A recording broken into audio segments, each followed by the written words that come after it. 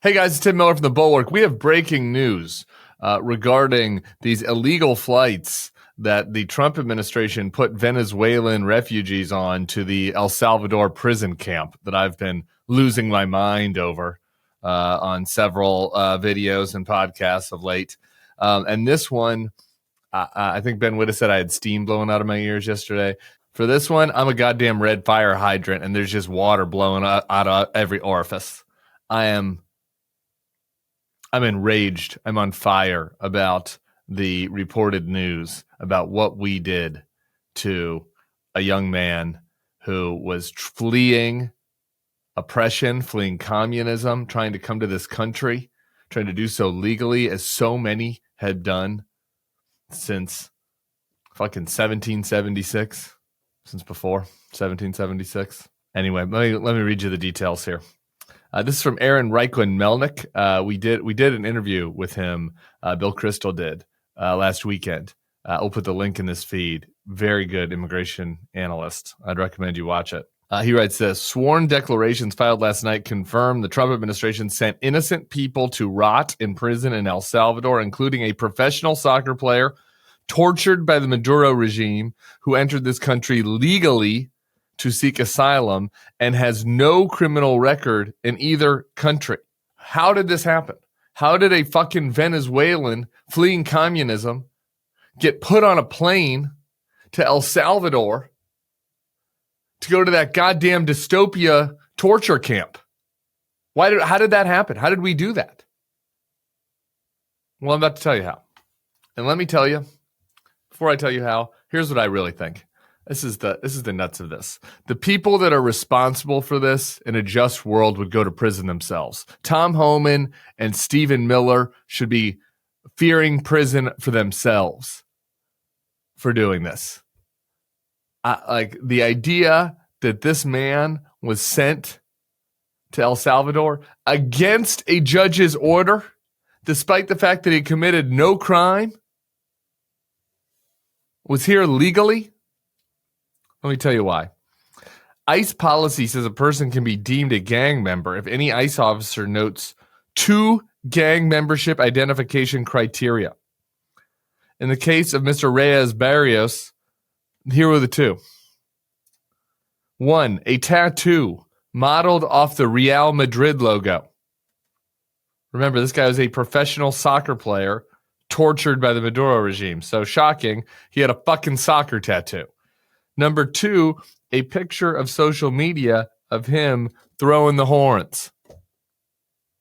Is Ted Cruz going to prison now? Can we send Ted Cruz to El Salvador? I don't know how many other Republicans graduated from Texas. Horns down, in my view. But I don't know how many other Texas. I'm sure Greg Abbott's thrown the fucking horns before. Can we send him to El Salvador? To a prison camp? That is it? A Real Madrid tattoo and a picture? Hook 'em horns? That's why we sent him to that torture hellscape? We learned something else from these filings. But the timing for this. The president did the declaration of the Alien Enemies Act of 1796 or whatever it is, 1798, that resulted in the expulsion of these young men. They did it at 3:53 p.m. Last week. The first flight to El Salvador then left at 5:26 p.m. So there were 90 minutes, essentially, between when the Alien Enemies Act was signed and when we put people with no due process on a flight to one of the most horrific prisons I've ever seen in a foreign country. They had their fucking hair buzzed, put into shackles, put down by like this evil RoboCop looking man, their head down. That's stuff we saw. It's stuff they're showing us. You know, there's a CNN report on this that when the mother of this man saw the picture of him with his shaved head, she started wailing and screaming. Rightfully. How could they do this? This person fled torture to come to freedom. Now here we are torturing him. We're no different than Venezuela. What our government is doing is the same as what Maduro did. This is not acceptable. This is not acceptable. There should be justice for this man. Where are the politicians on this? I'll start with the Republicans. There was a tweet I posted from earlier from Jason Miller, one of Trump's top advisors, and Marco Rubio for 2019, where they were calling for temporary protected status for Venezuelans fleeing communism.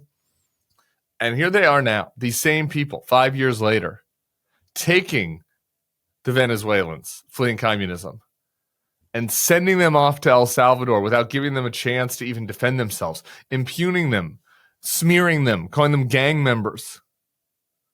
Where are you, Marco Rubio? You should be fucking indicted over this, right? Over the attack on the rights of this young man. Like, where are you, Jason Miller? Where are you? Any of the Republicans on the Hill? Lindsey Graham used to be for immigration reform. Everybody's silent.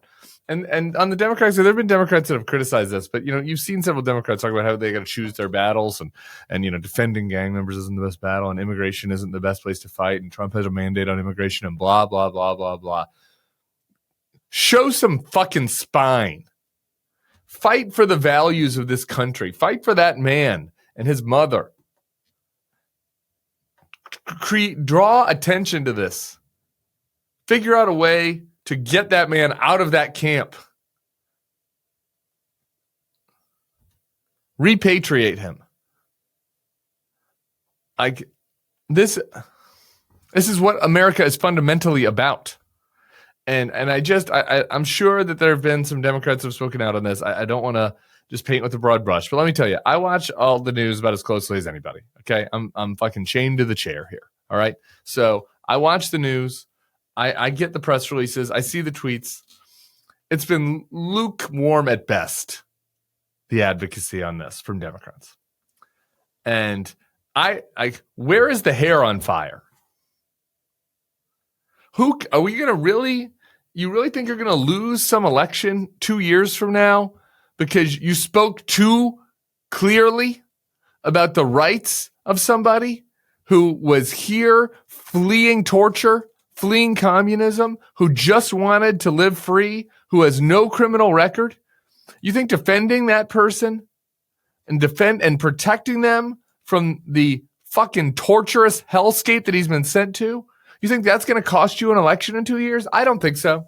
I don't think there's any evidence of that. I don't think you should be triggered that Donald Trump ran some ads about illegal sex changes in prison to some effect, and now you can't talk about illegal immigration at all. Like this, in this case, again, let's put this caveat in here. The government could provide more information. Maybe there's something that the lawyer doesn't know. Maybe they had some cause beyond the tattoo and the one picture of him throwing hook'em horns. Maybe there's something out there, but in the meantime, based on what we know, we are torturing this person who did nothing, who broke no laws, who came here legally.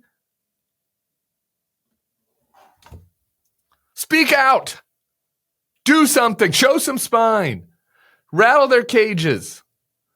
It worked in the first Trump administration. They had to back off their worst immigration policies. It worked in the case where the Bulwark, where we wrote about the guy that was fired from FEMA unlawfully. He got his job back 4 hours later. It's worked in the case of the nuclear staffers down at Los Alamos who were fired wrongly by Elon, and then they realized they fucked it up and they got their jobs back. Shake the tree. Fight for this man's rights. This is un-American. It is wrong. It is illegal what this administration is doing. And there is no justice, and nobody rots in prison for this. But there's no justice in this world, so I don't really expect that. But in the meantime, the least we can do is draw attention to it. So share this video with some friends. Call your congressperson. Tell them to speak out. Tell them not to be afraid of being smeared by Republicans who say they're defending gang members. America cannot be a country where we just willy-nilly pull people off the street because they have a Real Madrid tattoo and we send them to the worst conditions imaginable in another country with no recourse. We cannot be that country. We must fight it. We must stop it. So please, draw some attention to this. I appreciate it. We'll see you soon. Hey, YouTube fam, if you want to support the Bulwark, the best way to do it is by becoming a YouTube Bulwark Plus member. The Bulwark is truly independent. We have no corporate overlords. We're not settling any dumb lawsuits with Trump. By joining, you help support our work, and you can get a bunch of perks right here on this platform. Ad-free content, bonus videos, live streams, and some emojis of me, which I guess some people want. So come join, come hang out, become a Bulwark YouTube Plus member, and I'll be seeing you in the comments. So behave.